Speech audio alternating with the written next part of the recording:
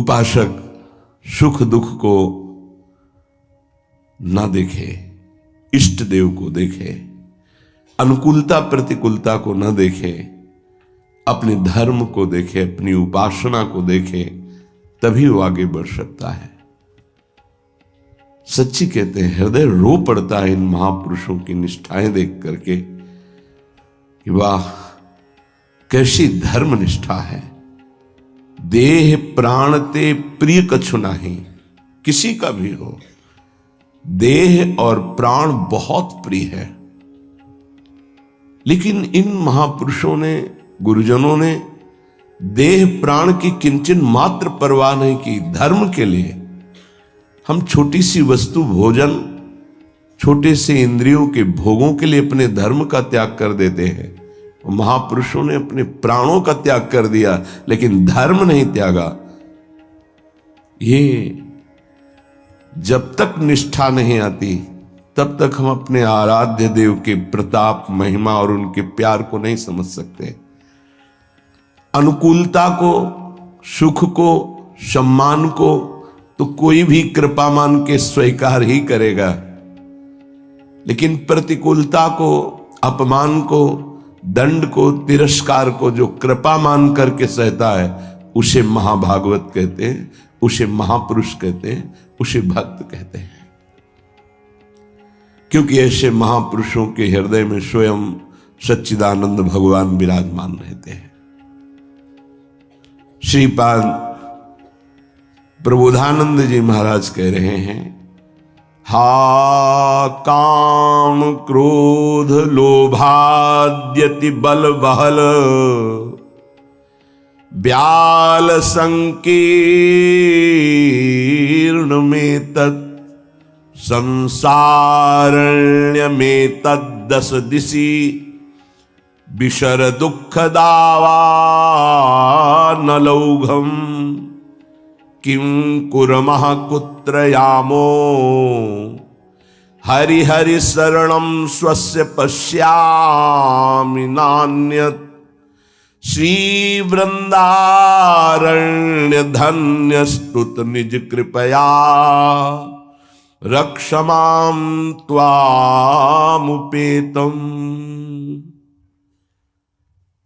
हे वृंदारण्य, हे हरि, हे प्रियाजू, ये संसार बड़ी आग की ज्वाला है।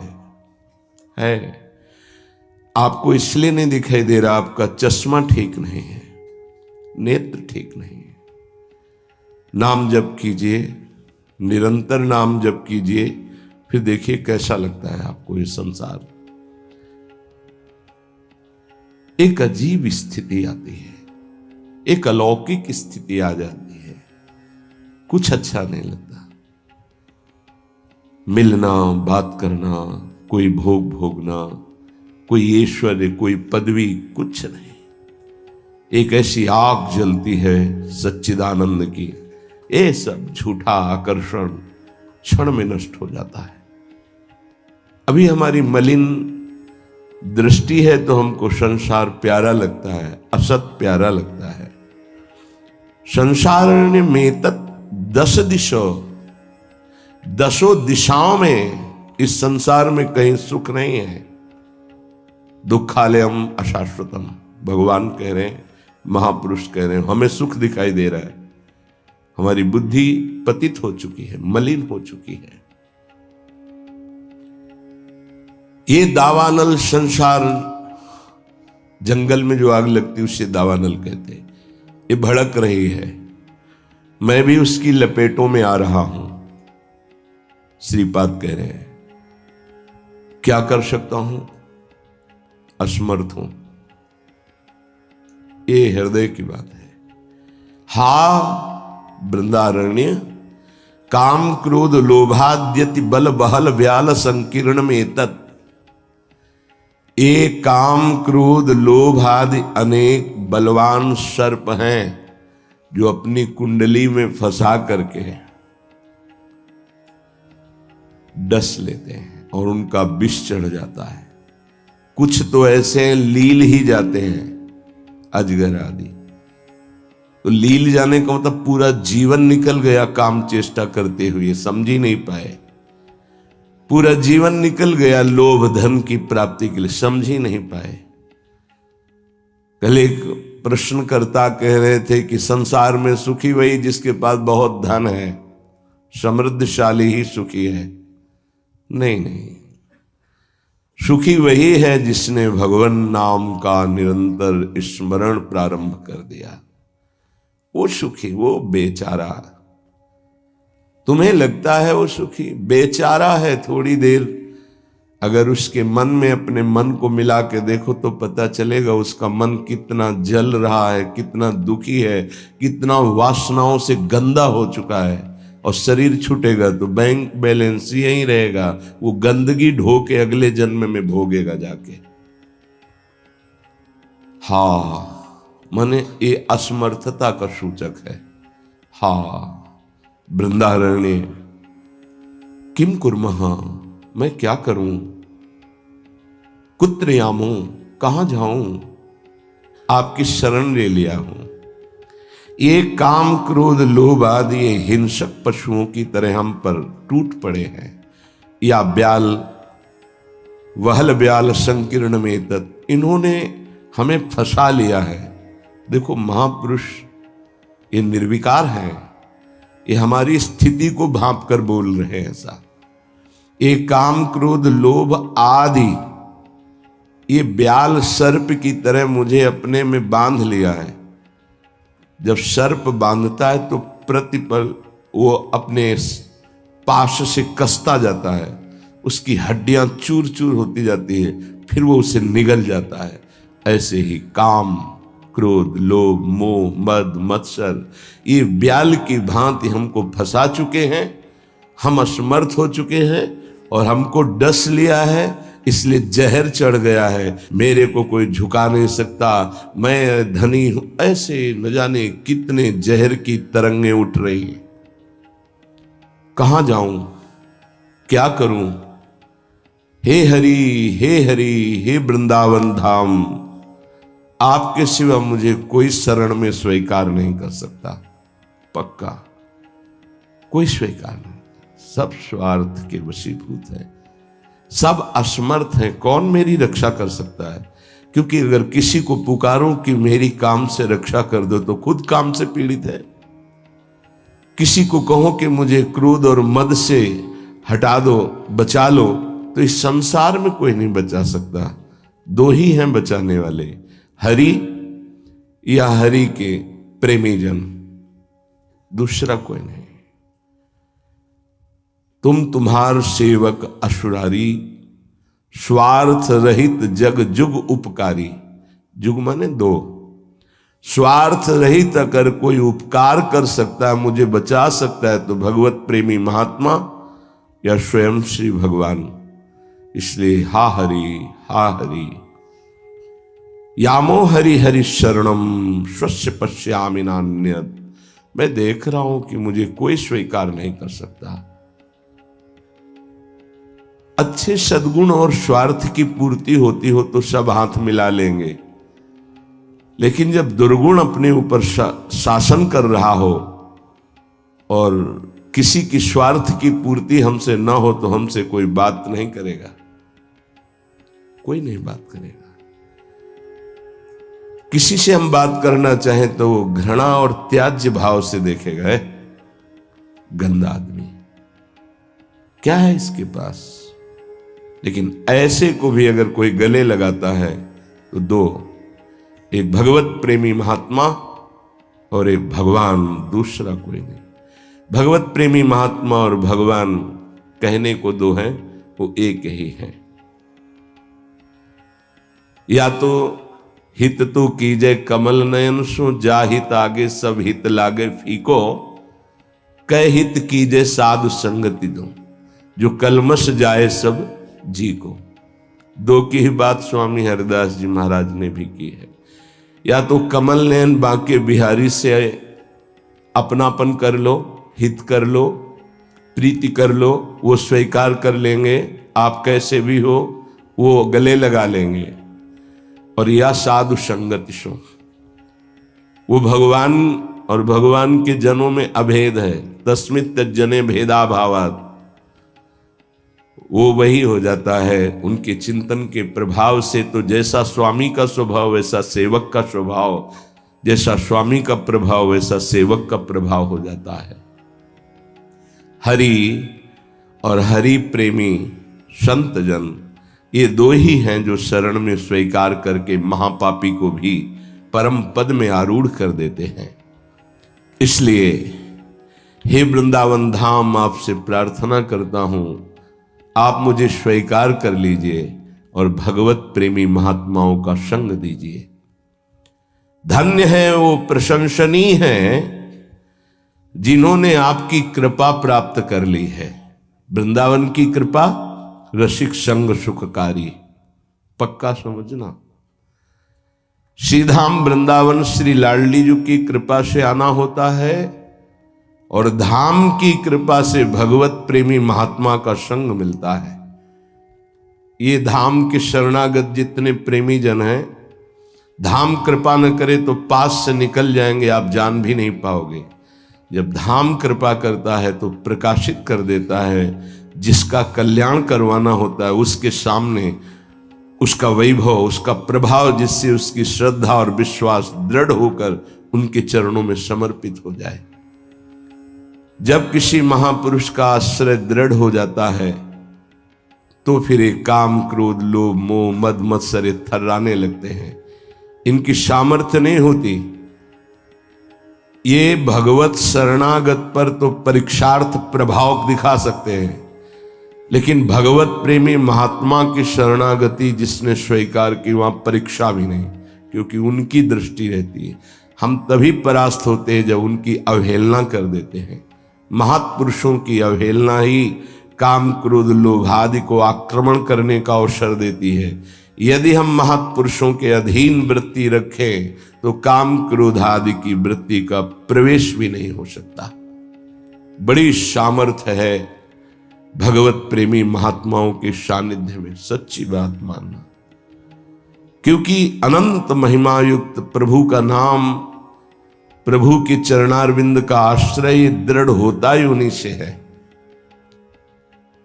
भजन न होई संग बिनु भजन बिना नहीं प्रेम। ये जो प्रेम मूल यह नाम है, प्रेमी रसिक जपत यह नाम, प्रेम मगन निज बन विश्राम श्री हरिवंश जहां रहे। ये प्रेम का मूल नाम मिलता ही प्रेमी महाभागवतों से है और उसका प्रभाव प्रेमी बना ही देता है, निर्विकार बना ही देता है।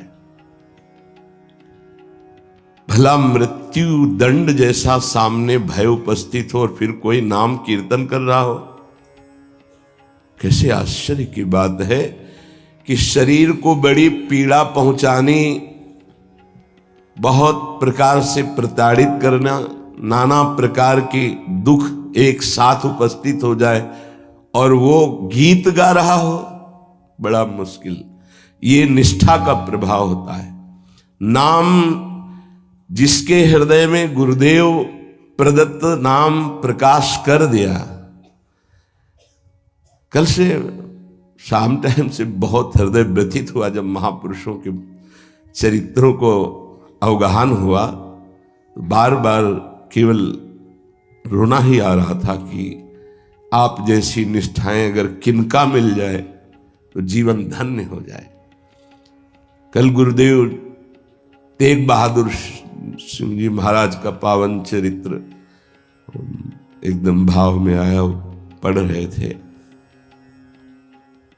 कश्मीर के पंडितों को जब औरंगजेब ने हुक्म किया कि सब इस्लाम धर्म को स्वीकार करो नहीं तो कत्लेआम कर देंगे, और किया उसने बहुत कत्लेआम, समय दिया उसने। भागे वो लोग। उस समय महामहिम गुरु गादी पर तेग बहादुर सिंह विराजमान थे। उनकी चरण शरण में आए और कहा आप ही हमारे रक्षक हो, आप ही हमारी रक्षा कर सकते हो। उन्होंने कहा जाओ और बादशाह से कह दो। पूरा चरित्र तो बड़ा है, कि अगर तेग बहादुर सिंह को इस्लाम स्वीकार करवा दो तो हम बिना किसी शर्त के सब कश्मीरी पंडित आपकी आज्ञा का पालन करेंगे। एक को परास्त कर दो तो हम सब परास्त ही हम स्वीकार कर लेंगे। फौरन उसने बहुत ही अन्य धर्मों की तरफ उसका नकारात्मक भाव था। उसने आदेश किया बंदी बना के तुरंत तेग बहादुर सिंह को दिल्ली में उपस्थित किया जाए। सैनिक गए। बल विक्रम गुरु गादी में प्रथम से चला आ रहा है। उनके पार्षद और उनकी सेना तेग बहादुर सिंह की स्पर्श नहीं करोगे। गुरु तेग बहादुर सिंह के सामने शर्त रखी कि बादशाह के सामने तुम चलते हो या तुम्हें बंदी बना के ले चले। उन्होंने कहा तुम चलो, हम सत्य पर चलने वाले हैं, हम स्वयं चल के आ जाएंगे, तुम्हें बंदी बनाने की जरूरत नहीं। बहुत ही नाम कीर्तन होते हुए भगवत भक्ति का प्रचार करते हुए खूब झूमते हुए पहुंचे। बादशाह ने तत्काल उनको काबू में किया। देखा कि अब वो तो अपने वैभव के साथ बंदी बना लिया और कहा हमारे धर्म को स्वीकार करो। तो उनका दुनिया में यदि एक ही धर्म चलाना होता तो भगवान ने अन्य धर्मों की स्थापना क्यों की? इसका मतलब है अपनी अपनी जगह अपने धर्म का पालन करना परम कर्तव्य है। तो तुम अपने धर्म में मुझे कैसे बदल सकते हो? तुम्हारी सामर्थ्य नहीं है। बड़ी कष्टप्रद परिस्थिति प्रकट की उसने। बहुत ही क्रूर कर्मी, एक नहीं बहुत महापुरुषों को, बहुत महापुरुषों को बहुत प्रकार से दंड दिया है इसने। एक लोहे के पिंजड़े में गुरु तेग बहादुर सिंह को बंद कर दिया। सैनिकों को, उसके पास अपार सैन्य बल था, तत्काल बंदी बना लिया गया। बहुत दिन तक उनको प्रताड़ित किया गया लोहे के पिंजड़े में, बहुत तरह से। हर बार वो उनसे जब पूछते अगर आप स्वीकार करें तो जो पद कहे मैं अपने राज्य का बादशाह था और मैं दे सकता हूं, अगर नहीं स्वीकार करते तो परिणाम तुम्हें भयंकर भोगना होगा।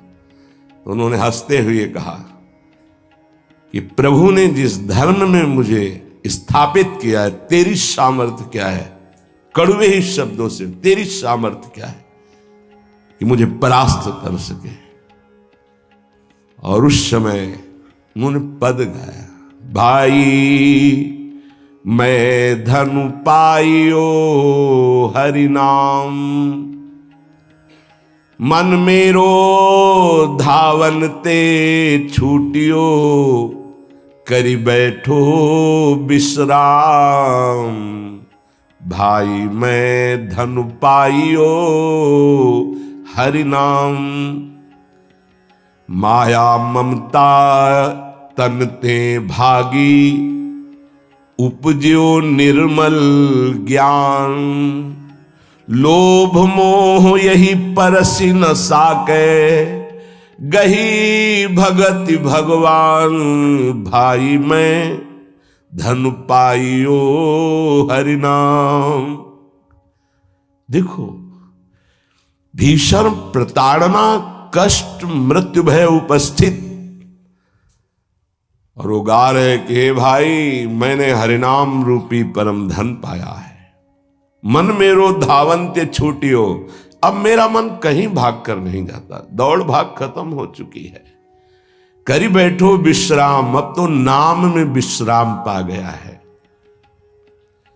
इस तन को पीड़ा पहुंचाई जा सकती, पर मेरा अब इस तन से कोई संबंध नहीं है, क्योंकि माया भाग गई है नाम के प्रभाव से।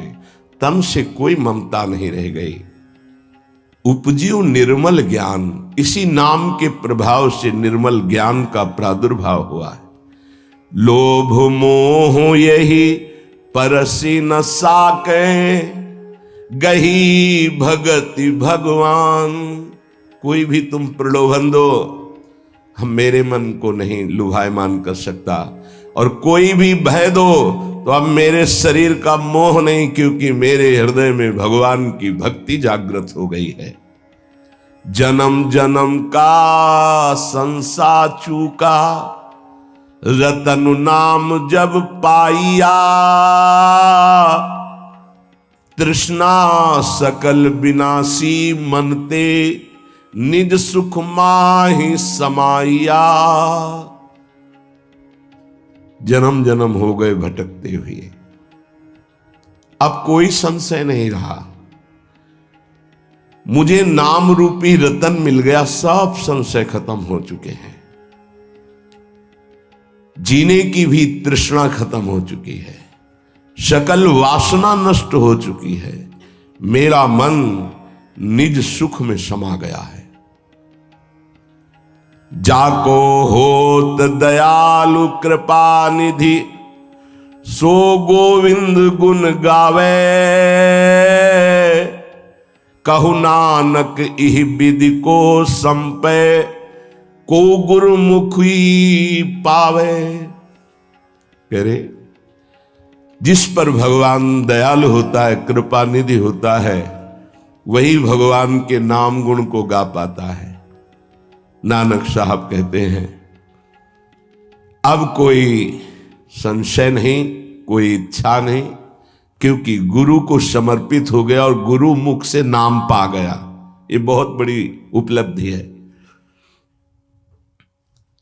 अब इसका परिवर्तन नहीं हो सकता, कोई संशय नहीं रहा, कोई मोह ममता नहीं रही, हमारे हृदय में नाम विराजमान है, मेरा मन सुख सिंधु में समा गया है। हरि के नाम बिना दुख पावे, भगत बिना सहसा नहीं चूके, गुरु यह भेद बतावे, हरि के नाम बिना दुख पावे। अगर गुरुदेव का आश्रय नहीं हुआ, गुरु मुख से नाम नहीं मिला, तो हृदय में भक्ति नहीं आएगी, भक्ति नहीं आई तो जीवन व्यर्थ चला जाएगा। जिसकी जिह्वा पे नाम नहीं है उसी को दुख व्यापता है, जिसकी जिह्वा पे नाम है उसको कभी दुख स्पर्श कर ही नहीं सकता। कहा भय तीर्थ व्रत किए, नाम शरण नहीं आवे, जोग यज्ञ निफल तिहि मानो, जो प्रभु जस बिसरावे। क्या हुआ? आपने तीर्थ कर लिया, तपस्या कर लिया, दान कर लिया, लेकिन तुम नाम की शरण में नहीं हुए, नाम नहीं जप किया, भगवान के यश नहीं गाए, तो जोग यज्ञ तीर्थ याटन सब बेकार हो गया। मान मोह दोनों को परिहरी, गोविंद के गुण गावे, कहु नानक विधि को प्राणी, जीवन मुकुट कहावे। जो निरंतर नाम जप करता है, भगवान का यश गाता है, नानक साहब कहते हैं वो जीवन मुक्त महापुरुष होता है। ये भारी दुख की परिस्थिति में आनंद मगन होकर, तिहि नर जन्म अकारत खोया, इहि राखो मन माही, तीरथ करत बिरत पुनि राखे, नहीं मनुआ बस जाए। अगर नाम जप नहीं चल रहा, गुरु शरण में नहीं, तो और सब करके देख लो, मन को वश में नहीं कर सकते हो। निफल धर्म ताहि तुम मानो, साच कहत मैं या को, तीरथ करे बिरत पुनि राखे, नहीं मनुआ बस जाको। मान लो मेरी बात, तुम्हारा तीर्थ, तुम्हारा वैराग्य, तुम्हारा सब धर्म कर्म व्यर्थ माना जाएगा यदि गुरु कृपा नहीं हुई, तो तुम्हारा मन वश में नहीं होगा, मन नाम में नहीं लगेगा। जैसे पाहन जल मही राखी, भेदे नहीं ती पानी, तैसे ही तुम ताहि पिछानो, भगतहीन जो प्राणी। जो गुरु की शरण में नहीं आया उसका हृदय पत्थर जैसा कठोर होता है, चाहे जितना पानी डालो पसीजेगा नहीं, वो द्रवित नहीं होगा पत्थर। ऐसे ही अगर गुरु की शरण में नहीं आया तो हृदय उसका मलिन बना रहता है। जिसके हृदय में भक्ति नहीं जागृत हुई गुरु चरणों की, वो व्यर्थ जीवन है, मृत जीवन है। कलि में मुकुति नाम ते पावत, गुरु ही भेद बतावे। कहु नानक सोई नर गुरुआ, जो प्रभु के गुण गावे। वही गुरु का है जो प्रभु का नाम और प्रभु का जस निरंतर गाता रहता है। बड़ा उनके ऊपर जुल्म किया, भारी पीड़ा पहुंचाई गुरु तेग बहादुर सिंह के ऊपर। उन्होंने कहा कि मैं अपना धर्म कभी नहीं छोड़ सकता, जितना चाहे तू पीड़ा दे दे, और डर उस परमात्मा से, जुल्म मत कर। लेकिन वो तो क्रूर कर्मी, वो गुस्से से लाल हो गया, बहुत तरह से पुनः पीड़ा पहुंचाई। इसमें तो सारांश में बता, बहुत पीड़ा पहुंचाई, बहुत डराया, लेकिन वो पर्वत के समान अटल रहे। बस जो जीवन में है वो भगवान का नाम और भगवान का गुण है। लोहे के पिंजड़े में बहुत दिन तक बंद रखा, प्रताड़ना दी, कुछ भी खान पान नहीं। जब देख लिया हार गया कि किसी भी तरह टूटने वाले नहीं, तो संवत 1732 विक्रम का दिन था, मार्गशीर्ष महीना। उनको पिंजड़े से निकलवाया और कहा तुम्हारी इच्छा क्या है अंतिम। उन्होंने स्नान की इच्छा जागृत की और एक बट वृक्ष था, उसके नीचे बैठे और गुरु साहब का ध्यान करते हुए, जपुजी नाम का उनके यहाँ, उसका पाठ किया और ध्यानस्थ हो गए। उसी समय सैयद आदम शाह नाम के उन्हीं के पार्षद ने, जो औरंगजेब था, गर्दन उतार दी। इन महापुरुषों ने या और भी धर्मावलंबी महापुरुषों ने बहुत कष्ट सहे। सोचो जरा, अगर ऐसी थोड़ी सी भी बात प्रतिकूल हो जाती तो भगवान पे संशय कर लेते। जरा इन गुरु साहब महापुरुषों की बात जरा ध्यान देकर देखो, अपने धर्म को नहीं त्यागा, भयानक पीड़ा पाई। ऐसे चमड़ी सहित बाल नोचवा लिए गए, तप्त कड़ाहे पे बैठाल कर ऊपर से चलती हुई तप्त बालू डाली गई, कीले ठोक दी गई, घाव के घाव अंगों में कर दिए गए।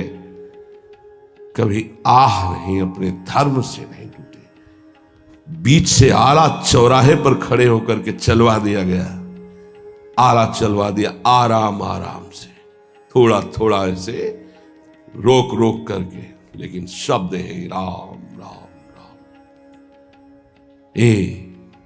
जिस मार्ग में निकला गया है भगवत मार्ग, बहुत ही निष्ठापूर्वक इसका निर्वाह किया जाता है अपने धर्म का। उपासक इन महापुरुषों से, गुरुजनों से, आगे चलने वाले जो महत जन है, उनसे ही निष्ठा प्राप्त करता है। निष्ठा का स्वरूप क्या है?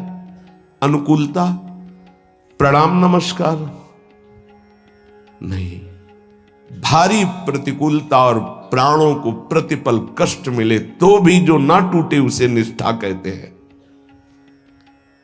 बड़े बड़े महापुरुषों ने इस भागवतिक धर्म, महान धर्म को स्वीकार करके हर कष्ट सहा है।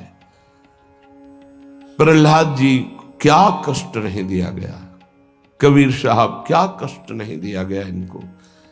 गुरुजनों की जब इनकी प्रणाली पढ़ो तो होश उड़ जाते हैं कि एक एक महापुरुष को इतना कष्ट, और उनको कभी कष्ट महसूस नहीं हुआ, वो सदैव गरजते ही रहे। अब उनको जो दिखाई दिया वो दूसरों को नहीं दिखाई देगा। उनके मुख से यही निकला है, तेरा किया मीठा लागे। गजब, मतलब रोने के सिवा कोई भाव नहीं बन पाता, केवल रोना की। कितनी सामर्थ्य इन महापुरुषों में है कि ऐसी स्थिति में भी प्रभु से प्रश्न नहीं है, और सामर्थ्य इतनी कि भस्म कर सकते हैं।